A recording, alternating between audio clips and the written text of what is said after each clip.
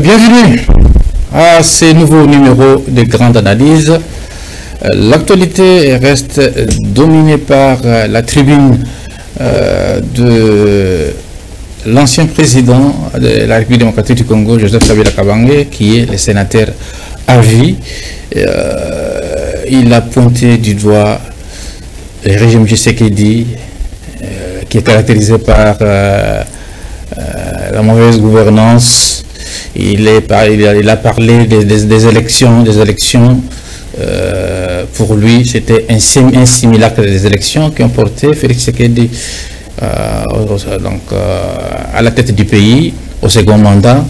Donc, on parle bien évidemment de toutes ces questions avec mon invité, l'habitué de cette grande émission, Grande Analyse. Donc, est-ce que était-il opportun? Est-ce était-il opportun que le président, l'ancien président Kabila parle? On en parle avec mon invité. Lui, c'est Dieu merci Mpoyi. Il est le cadre de l'IDPS. C'est Dieu merci Mpoyi. Et bienvenue dans Grande Analyse. Merci de me recevoir, M. Apollinaire. Joseph Kabila Kabange, dans sa tribune, le dimanche dernier, il n'a pas mis les gants, il n'est pas passé par les dos de la cuillère pour fustiger la mauvaise gouvernance qui caractérise les régimes Tshisekedi. Donc, qu'en pensez-vous à ce volet? Merci beaucoup. Je suis très heureux d'être avec vous sur ces plateaux en ce jour, surtout pour parler de M. Kabila. Vous savez, monsieur le journaliste, une fois dans l'une des émissions, je vous ai dit que M. Kabila était tout, mais sauf un homme d'État. Je crois que les journalistes étaient choqués par rapport à ce que j'avais dit. En fait, je ne dis pas des choses en l'air.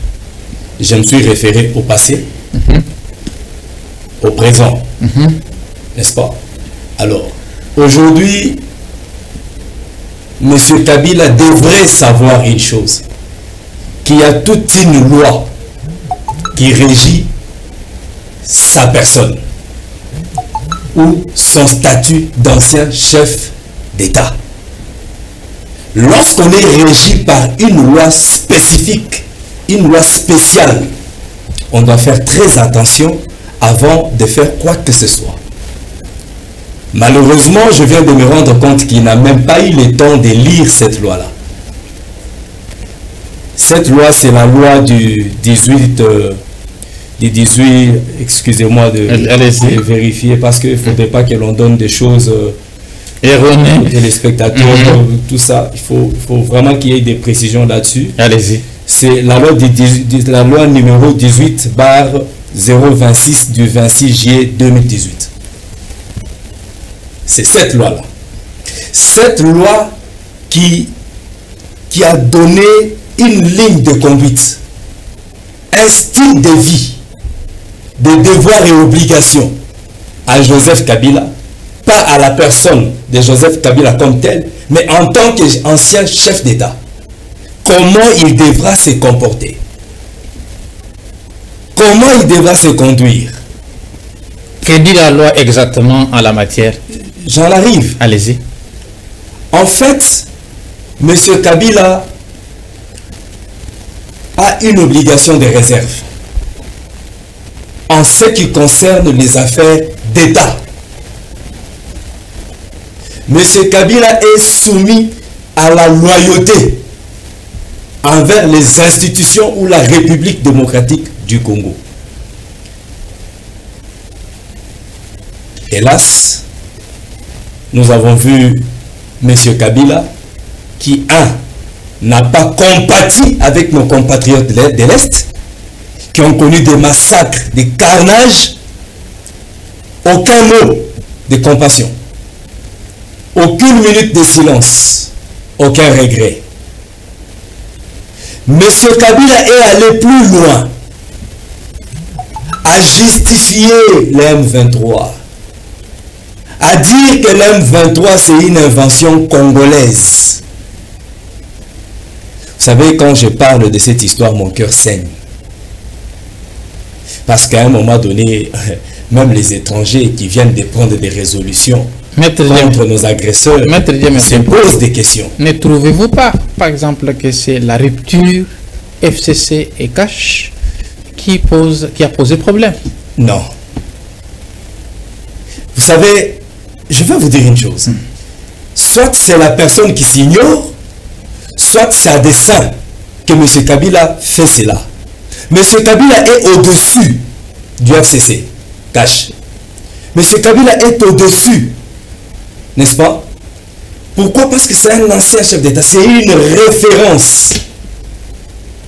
En ce moment, c'est lui qui devrait donner, n'est-ce pas, des stratégies, des conseils à Tshisekedi pour sortir le pays de l'impasse. Comment pouvait-il donner les stratégies à Tshisekedi à partir du moment que la coalition qui les liait ensemble a été rompue de manière unilatérale par M. Tshisekedi, par le président de la République? Voilà pourquoi je vous dis que M. Kabila n'a pas compris qu'il était au-dessus, n'est-ce pas, de la coalition. Il est au-dessus de la coalition FCC Cash parce que c'est un ancien chef d'État. D'abord, les statuts d'ancien chef d'État ne lui donnent même pas de couleur politique. Il y a des choses pour lesquelles il doit agir dans l'intérêt de la nation qu'il a dirigée pendant 18 ans. Mais quand il dit que l'opposition est muselée aujourd'hui par les régimes Tshisekedi, qu'en pensez-vous? Là, d'ailleurs, je m'en vais dire une chose. Il est très mal placé pour parler de ça. Il est très mal placé. Je vais vous citer quelques cas. Moïse Katumbi. Était-il au pays avant la passation pacifique du pouvoir? Non. Franck Diongo était où? En prison. N'est-ce pas? Mouyambo était où? En prison. Les journalistes assassinés. Rappelez-vous du carnage qu'il y a eu au sein du temple de la démocratie. On a brûlé vif les combattants au sein du temple de la démocratie. Rappelez-vous qu'Etienne Tshisekedi Ouamouloumbe était séquestré pendant des années, entouré, encerclé par la police des chars de combat et des autos blindés. Rappelez-vous cela. Rappelez-vous que c'est dans ces pays où on a arrêté des journalistes injustement, où on a assassiné des journalistes injustement. Pendant ce régime, ici, on n'a pas arrêté les journalistes? Voilà, ça c'est une très bonne question. Pendant ce régime, on a arrêté des journalistes et lorsque... Vous savez, les magistrats instruisent toujours à charge et à décharge, n'est-ce pas? Mais lorsqu'on instruit et qu'on trouve qu'il n'est pas dedans, c'est fini, il est relaxé. C'est ça notre régime. Parce qu'il ne faudrait pas aussi qu'on mette une chose dans la tête des Congolais que non, un journaliste est intouchable, ou est au-dessus de la loi, ou un opposant est au-dessus de la loi. Non. Quand Kabila parle de la gouvernance, n'a-t-il pas raison? Écoutez, je vous dis ceci. Il est très mal placé. Pour nous parler des droits humains. Il est très mal placé pour nous parler de la gouvernance. Il est très mal placé. Pourquoi? Parce que déjà, les prémices étaient très mal posées. Kabila devrait d'abord commencer par regretter les massacres de l'Est. Les compatriotes de l'Est sont morts. Et de quelle manière? Peut-être qu'il le fera à d'autres occasions. Non, écoutez. Là, c'était... Comment est-ce qu'il le fera du moment où il justifie déjà l'existence du M23? Il justifie les crimes commis par le M23. Et il vous dit même, n'est-ce pas, que les dialogues, n'est-ce pas, que ce soit par les dialogues ou par la guerre, cela ne pourra pas résoudre le problème. Son problème, c'est que Tshisekedi doit partir. Vous voyez un compatriote qui ne se soucie pas de ceux-là qu'il a dirigés pendant 18 ans, mais il se soucie toujours de ses intérêts. Il se soucie toujours du pouvoir. Mais je vous dis une chose, Kabila ne reviendra jamais président dans ce pays. Même dans ses rêves, je vais lui interdire cela. Et au cas où il y aura dialogue, et il est convié à ces dialogues, là, on ne fera pas table rase. J'ai dit ceci. On ne peut pas basculer vers la 4e République, par exemple. Ou soit nous faisons semblant, ou soit nous le faisons expressément. N'est-ce pas? Nous avons deux voies ici. La voie de Nairobi n'est-ce pas, qui regroupe tous les groupes rebelles et qui traite les questions de tous les groupes rebelles. Nous avons la voix de Luanda, n'est-ce pas, qui traite la question de la RDC, et le Rwanda par l'intermédiaire de Paul Kagame. C'est clair. S'il doit y avoir dialogue, mais c'est avec celui qui soutient ceux qui créent de la désolation dans l'Est de la République démocratique du Congo. Je cite les M23 et l'AFC de Nanga. Voilà comment nous voyons des choses. Nous ne pouvons pas aller aujourd'hui au-delà de la ligne tracée par le numéro 1 de la République démocratique du Congo, qui est Félix Antoine Tshisekedi Tshilombo, qui maîtrise d'ailleurs mieux la situation que nous, et l'homme le mieux informé, quand il vous a dit que l'AFC c'est Kabila.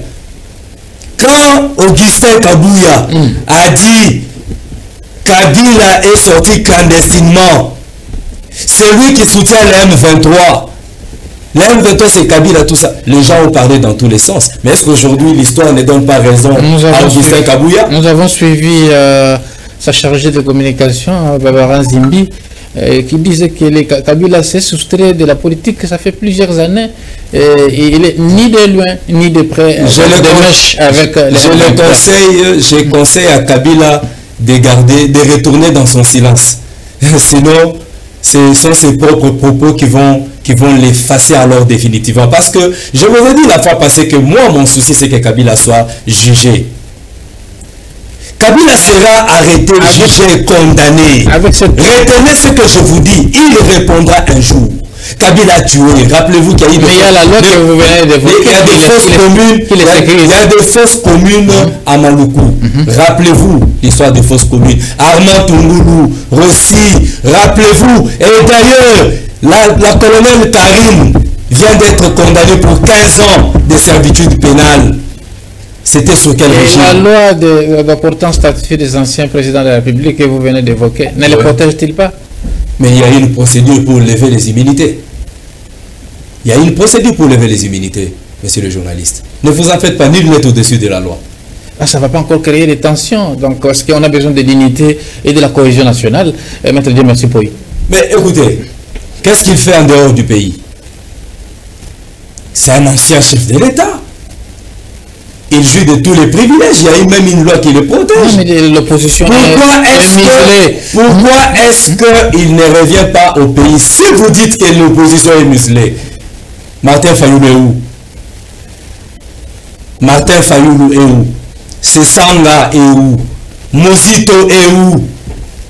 Mais lorsque vous parlez de cette opposition qui est muselée, vous faites allusion à qui? À Katumbi? Mais Katumbi, s'il vous plaît, Katumbi est parti. Écoutez, il n'y a aucune plainte, aucune action judiciaire ouverte contre Katumbi. Mais pourquoi est-il parti? Pourquoi est-ce que Katumbi est parti? Allez-vous aujourd'hui justifier que non, il est parti parce qu'il y a une action en justice contre Katumbi, il y a des poursuites contre la personne de Katumbi? Il n'y a aucune poursuite. Mais il s'est senti en insécurité. Qui se sent mauvais? Il s'est senti en insécurité. Qui se sent mauvais? Que se protéger. Qui se sent mauvais? Non mais écoutez, je vous ai dit ici que les juges pénals instruits à charge et à décharge. N'y a-t-il pas des opposants arrêtés et libérés? N'y a-t-il pas des opposants arrêtés et libérés? N'y a-t-il pas des journalistes arrêtés et libérés? Ne sont-ils pas là? Qui a libéré Franck Diongo? Qui a sorti Franck Diongo de la prison? N'est-ce pas Tshisekedi? Qui a éteint toutes les actions judiciaires, toutes les poursuites contre Katumbi? N'est-ce pas Tshisekedi? Qui a remis le passeport à Katumbi? N'est-ce pas Tshisekedi? Qui a autorisé que Katumbi retourne au pays? N'est-ce pas Tshisekedi? Mais qu'est-ce que vous voulez finalement? Franck Diongo, vérifiez, allez-y vérifier dans tous les greffes de nos tribunaux. Vous ne trouverez aucune action contre Franck Diongo. Vous ne trouverez aucune action contre Vemba. Écoutez, nous les savons. Ils avaient tous rendez-vous à l'extérieur du pays. La raison est que vous avez vu Franck Diongo aller à Kigali. Qu'est-ce qu'il va aller à Kigali? Vous avez suivi l'émission de Franck Diongo. Vous avez suivi l'émission de Franck Diongo et Pero Louara. Lorsque Louara lui pose la question de savoir qu'est-ce que vous donnerez en retour, n'est-ce pas, au Rwanda? Vous avez vu Franck Diongo balbutier. Franck Diongo est allé plus loin pour dire nous avons besoin d'un sorcier qui peut venir nous aider à chasser Tshisekedi du pouvoir. Écoutez, nous ne sommes plus des immatures. Aujourd'hui, le peuple congolais a atteint la maturité. Ce n'est plus nous les politiciens, ni vous les journalistes, mais c'est la population quinoise ou le peuple congolais aujourd'hui qui condamne la sortie médiatique de Kabila. Mais avec tout ce qu'il y a eu comme détournement à ciel ouvert dans ces régimes ici, et quand Kabila revient abondamment sur la gouvernance, et puis il dit que si la situation a persisté à l'est du pays, c'est la mauvaise foi du président Tshisekedi. Je veux vous dire une chose, celui qui parle fut président de la République dans ce pays. Voulez-vous me dire que pendant son régime, pendant son règne, n'y avait-il pas de détournements? On n'en parlait pas. Mais c'est parce que c'était un régime dictatorial. Un régime qui avait imposé le silence même à l'opposition. Nous sommes la seule opposition, nous, UDPS, qui avait le courage de dénoncer, de crier tout haut, tout ce qui s'est passé. C'est nous, l'UDPS. Nous, l'UDPS, nous avons condamné, nous avons dénoncé. Nous nous sommes battus jusqu'à les renverser, à le faire partir. Alors nous disons, avions-nous formaté un coup d'État contre Kabila parce qu'il y avait mes gestions? Écoutez, dans un pays démocratique, certes, on peut dénoncer. C'est tout à fait normal. N'est-ce pas? Mais faites-le dans la légalité. Mais ici, j'aurais aimé que ça soit quelqu'un d'autre, que ça soit même Fayoulou, n'est-ce pas, qui tient ses propos. J'aurais aimé cela. Mais ici, c'est un ancien chef d'État, quelqu'un qui a un monsieur qui a un statut spécial, n'est-ce pas, un monsieur qui est soumis à une réserve.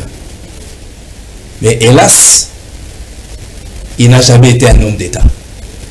Un rebelle reste un rebelle. Il a fait aussi mention des élections qui ont porté le président Félix Antoine Tshisekedi Tshilombo à son deuxième quinquennat. Et pour lui, c'est un simulacre d'élection. Il n'y a pas eu de mort après les élections. Et je me souviens seulement qu'en 2006, il y a eu de morts. Igo Tanzambi est décédé, un opérateur économique de grande envergure dans cette ville de Kinshasa. Il est mort parce qu'il y a eu des tirs dans cette ville. Il y a eu beaucoup de morts. Pourquoi? Parce que ces élections étaient chaotiques. En 2011, il a même touché la Constitution pour ramener des détours à un tour. Il a volé la victoire d'Etienne Tshisekedi Wamulumba. Mais Etienne Tshisekedi Wamulumba nous avait conseillé d'aller dormir comme des bébés. Qu'il devait régler cette affaire avec son cerveau, par un stylo et une feuille. Il a réussi à le faire, rappelez-vous. Il y a eu un accord où Kabila devait accepter qu'il ne va plus se représenter aux élections.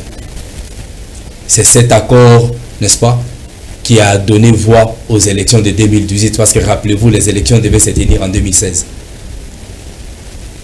Il y a eu un glissement pratiquement de 2 ans.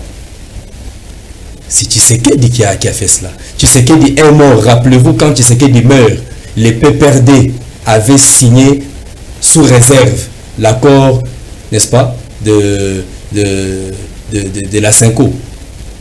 N'est-ce pas? C'est lorsque les PPRD va lever la réserve que Tshisekedi meurt le lendemain. Ça, c'est un cadeau que Tshisekedi nous a laissé.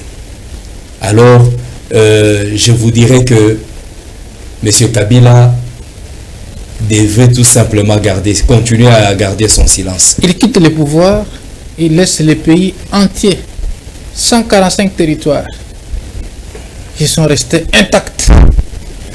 Et Félix Tshisekedi, Antoine Tshisekedi Tshilombo arrive, il y a certains territoires qui sont sous occupation par l'étranger. Ne voyez-vous pas qu'il avait quand même bien travaillé? Je vais vous répondre et je suis très à l'aise. Allez-y. Monsieur Kabila a laissé 145 territoires. Intact. Vous dites intact. Ouais. Mais certains territoires étaient dirigés par qui? Par l'M23. Suite aux accords signés avec l'M23, qui devaient leur donner 43, c'est pas 45%, 43% des postes de commandement dans le Nord Kivu et le Sud Kivu, ainsi que dans d'autres provinces d'ailleurs. Dans les gouvernements, ils devaient avoir des postes, des mandataires comme mandataires publics aussi. N'est-ce pas? Ce sont là les accords que Kabila avait signés avec l'M23. Au-delà de cela, aujourd'hui, Kagame vous dit que la République démocratique nous a toujours la République démocratique du Congo nous a toujours versé 60 millions de dollars. Ah bon? 60 millions de dollars. Ça vient d'où tous ces chiffres? Pour dédommager les militaires qui sont morts dans la guerre de libération. D'où viennent tous ces chiffres, monsieur Paul? C'est sorti de la bouche de Kagame. Ce n'est pas une invention de Maître Dieu merci pour les cadres de l'UDPS, non.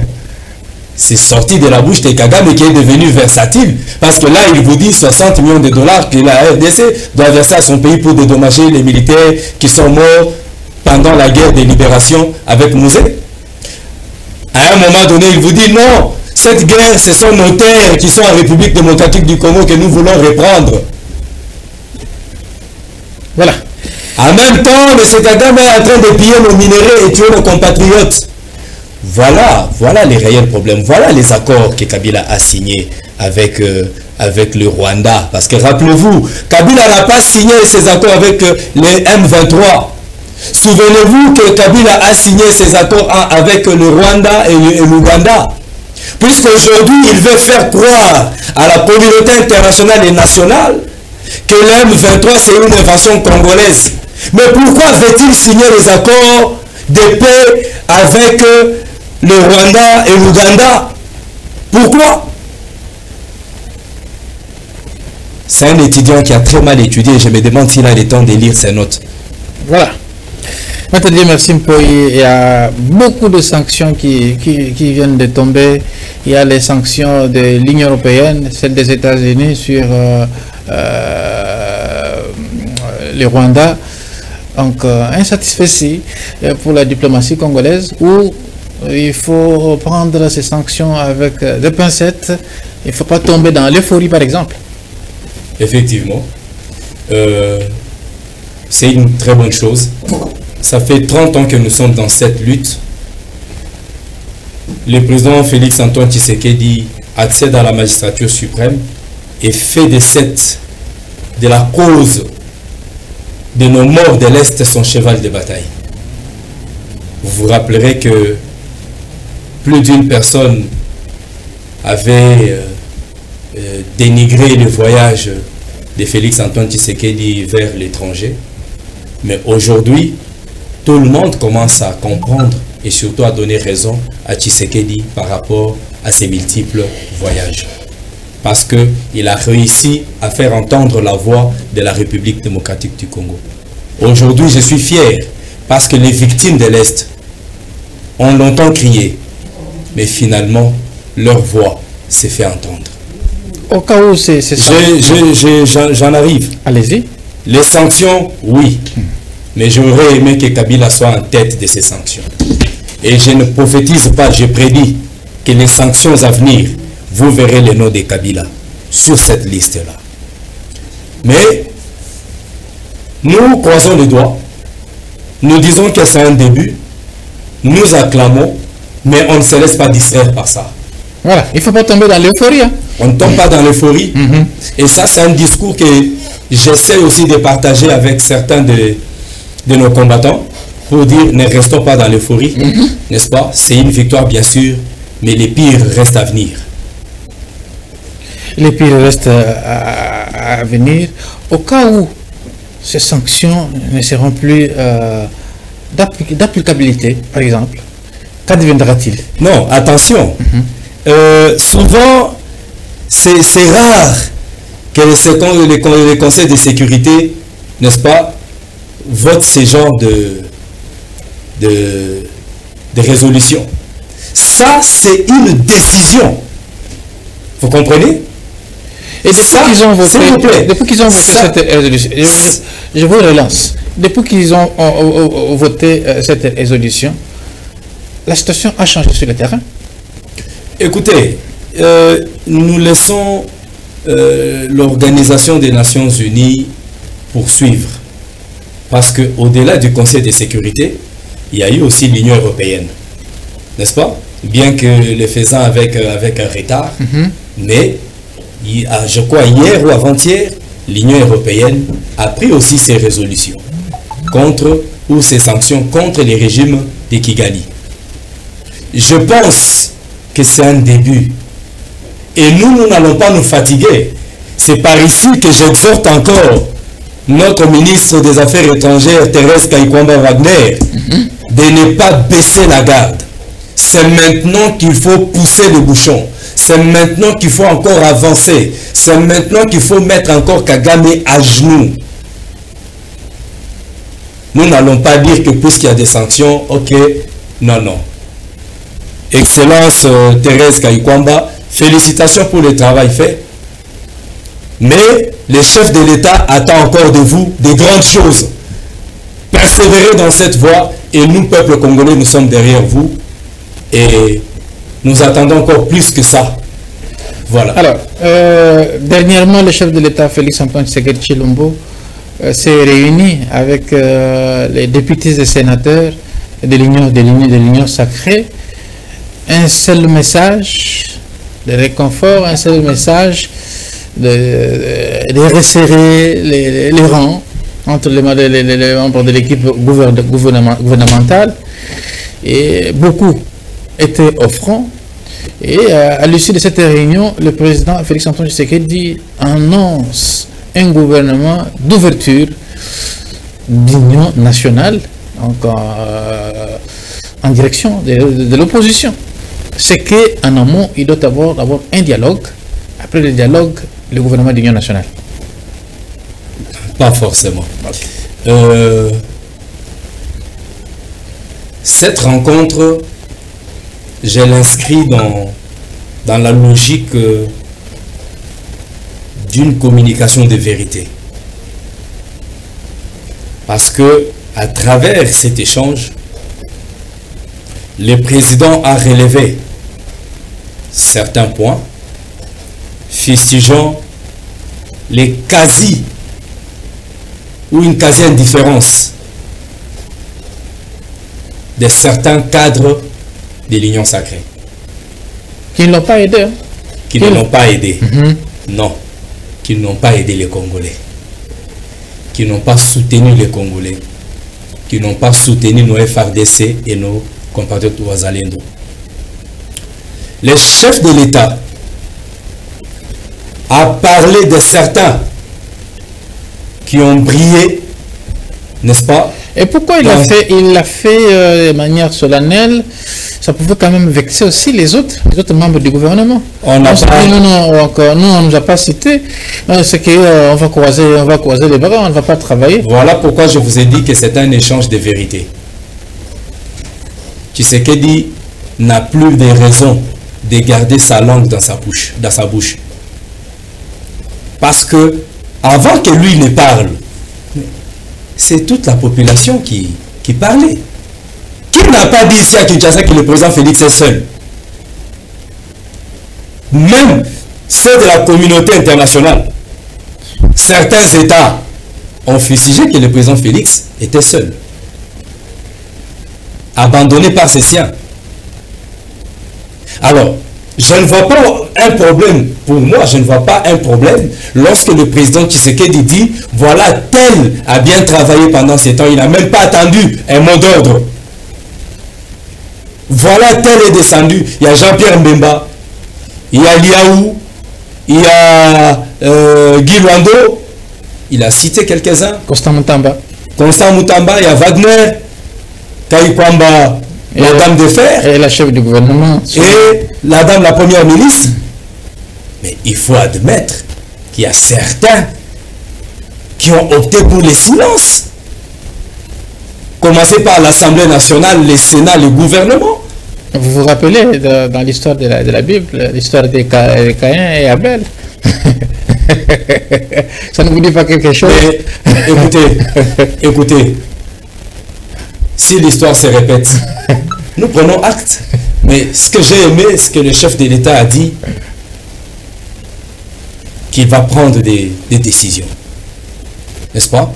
Moi, rappelez-vous que nous avions tenu une émission ici où je vous ai dit, j'attends la dissolution de l'Union sacrée. Qui n'est pas encore... Parce que je n'ai pas vu l'Union sacrée aider les chefs de l'État. Je ne vois pas comment... Je ne vois pas ça. Peut-être ça va... Mais vous verrez qu'avant le gouvernement, vous verrez comment les gens passeront dans des médias pour revendiquer des quotas. Les quotas. Mais pendant que la République est menacée, agressée, c'est le silence total. C'est quoi ça? C'est quoi ça? Non, ça doit s'arrêter cette histoire. Si les chefs de l'État optent pour un gouvernement d'union nationale, je suis partant. Je suis partant. Il y a des opposants qui se sont montrés vraiment nationalistes. J'ai parlé d'Adolphe Muzito. Je parlais un peu de Fayoulou, qui a condamné l'agression, qui a condamné le Rwanda, qui a condamné les M23. Mais les autres, c'est ceux-là qui disent aujourd'hui que les M23 c'est une invention congolaise. Bon, écoutez, c'est malheureux. C'est le même discours. C'est malheureux d'avoir été dirigé par Kabila pendant 18 ans dans ces pays. C'est malheureux, je le maudis. Je maudis Kabila et toute sa bande. Qui êtes-vous pour le maudire? Je suis congolais, je suis fils de ces pays. De père et de mère. J'en ai le droit. Parce que ceux qui meurent à l'Est ne sont pas différents de moi. Alors, pourquoi on a senti... Parce que... Je me dis Kabila avec toute sa famille, toute sa descendance de génération en génération, ils paieront pour lui, pour avoir encouragé ce qui se passe à l'Est, avoir soutenu le M23, avoir soutenu l'AFC et justifié, n'est-ce pas, ce massacre pour dire ce sont des revendications fondées. Non, pour ça, jusqu'à la 4e génération, la génération de Kabila payera. Le président Tshisekedi a parlé des traîtres dans les rangs de l'armée et il a promis qu'il va mettre en place une armée professionnelle. Mais ça, c'est un travail de longue haleine. Dieu merci, Mpoï. À partir du moment que la nation, la mère nation, est en danger, en proie par l'insécurité, quelle autre alchimie, quelle autre magie qu'on peut faire tant qu'il y a encore des traîtres dans les rangs de notre armée? S'il dit qu'il y a des traîtres, c'est qu'il connaît déjà ces traîtres-là et il sait comment il va les extirper. Voilà. Et concernant l'armée, ça c'est ce que les Congolais ignorent. Aujourd'hui, nous devons nous mettre tous en tête que nous sommes tous des militaires. Parce que cette guerre, elle ne concerne pas un groupe de personnes. Cette guerre nous concerne tous, elle nous menace tous. Vous avez vu comment ces gens-là tuent nos compatriotes à l'Est? Vous avez vu? Imaginez-vous maintenant cela ici à Kinshasa. Voilà pourquoi je vous dis, ou je dis au président de la République, qu'il ne voie pas seulement des soldats en tenue militaire, mais qu'il considère aujourd'hui, qu'il mette dans la tête de tous les Congolais aujourd'hui, que tous nous sommes des militaires. Et que nous serons tous prêts à prendre des armes pour défendre notre pays. Voilà. Voilà. Nous sommes prêts tous à défendre notre pays. Maître Dieu merci, nous tendons lentement et sûrement à la fin de cet entretien. Pour qu'il y ait une paix durable, que préconisez-vous? Le président Tshisekedi est en train de travailler pour cela. Voilà pourquoi il refuse de négocier avec le M23. Parce que négocier avec le M23, c'est préparer une autre guerre prochainement. Une autre guerre à venir. Nous devons, ce qu'il est en train de faire maintenant, c'est mettre fin une fois pour toutes cette histoire de guerre dans l'Est de la République démocratique. Nous avons suivi Corneille Nangaa s'accrocher au dialogue. Faudra-t-il combien encore de morts pour relancer le dialogue? Je suis très content pour cet aveu de Corneille Nangaa, parce que je vous rappelle que le procureur de la CPI est dans nos murs. Et puisque Nangaa dit qu'il faut encore attendre combien de morts pour que Tshisekedi accepte le dialogue, Nangaa n'a pas compris qu'il était en train de faire un aveu. En fait, le procureur n'aura plus besoin d'enquête pour sanctionner Nangaa ou pour lancer un mandat contre Nangaa. Nangaa est passé aux aveux que tous les massacres qu'il y a eu à l'Est, c'est lui. Et pourquoi Nangaa il porte ce costume pour dire qu'il fera, et donc il faudra-t-il combien encore de morts, ou soit parce qu'il est auréolé de ses victoires à Goma et à Bukavu? Non, j'ai pitié de lui. Je sais que le Rwanda mettra fin à ses jours. À chaque fois que je vois Nangaa, je pleure dans mon cœur parce que c'est un mort que je vois. Parce que le Rwanda n'acceptera pas qu'une histoire se répète deux fois. Ils ont éliminé Laurent Désiré Kabila ici. Ils ne voudront pas qu'il y ait un deuxième Laurent Désiré Kabila. N'est-ce pas? Voilà pourquoi je vous dis que Nangaa, c'est un mort vivant. C'est un cadavre ambulant. Alors, il a choisi cette voie-là. Ok, qu'il aille jusqu'au bout. Qu'il ne s'arrête pas là. Ce que je sais, c'est qu'il y a eu une condamnation à la peine de mort contre Nangaa ici au pays. Et si jamais il y a dialogue, ne va-t-il pas participer? Monsieur le journaliste, je peux encore vous réaffirmer en disant qu'il n'y aura jamais dialogue ou négociation entre la RDC et les groupes rebelles représentés par Nangaa et Willy Ngoma, je ne sais pas, par l'M23. Il n'y aura pas de négociation avec les groupes rebelles. Il n'y aura pas de négociation avec les groupes rebelles. Vous l'avez dit, Maître Dieu merci Mpoyi. Donc, regardez la caméra pour votre mot de la fin. Le mot de la fin, non. Je ne dirai pas mot de la fin parce que si je dis mot de la fin, c'est comme si je mourais après. Non, non, tu es encore en vie. Je veux rester en vie comme Siméon qui devait voir la naissance de Jésus-Christ. Mais moi, je veux rester en vie pour voir les grands jours de l'arrestation de Joseph Kabila. C'est ça que moi, je déclare. Apparemment, toi, tu as les problèmes particuliers avec Joseph Kabila. Un sérieux problème. Du moment où Kabila a justifié les exactions de l'Est, en tout cas, je ne lui pardonnerai jamais cela. Voilà. Votre mot de la fin. Monsieur le Président de la République, Félix Antoine Tshisekedi Tshilombo, ne vous fatiguez pas. Je sais que ce combat, c'est un combat de titans. Et vous, vous êtes un guerrier. Mais je sais que vous combattez dans la victoire. Ensemble avec le peuple congolais, nous avons la victoire. Nous gagnerons cette guerre. Et cette guerre retournera d'où elle est venue. Que Dieu vous garde. Que Dieu vous protège. Qu'il vous fortifie. Qu'il rajoute encore la sagesse en vous. Afin que vous nous sortiez de cette crise, j'ai dit. Voilà. Merci beaucoup, Dieu merci Mpoyi, d'avoir répondu à notre invitation.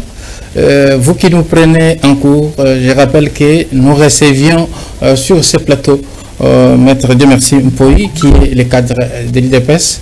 Avec lui, nous sommes passés au peigne fin sur la tribune de l'ancien président de la République démocratique du Congo, Joseph Kabila Kabange, qui est également le sénateur à vie. Donc, c'est Dieu merci Mpoyi, merci, et on se retrouve prochainement. C'est moi qui vous remercie, M. Apollinaire. Voilà. Quant à moi, je vous dis au revoir et bonne suite des programmes sur notre chaîne, la chaîne des références FM Télévision.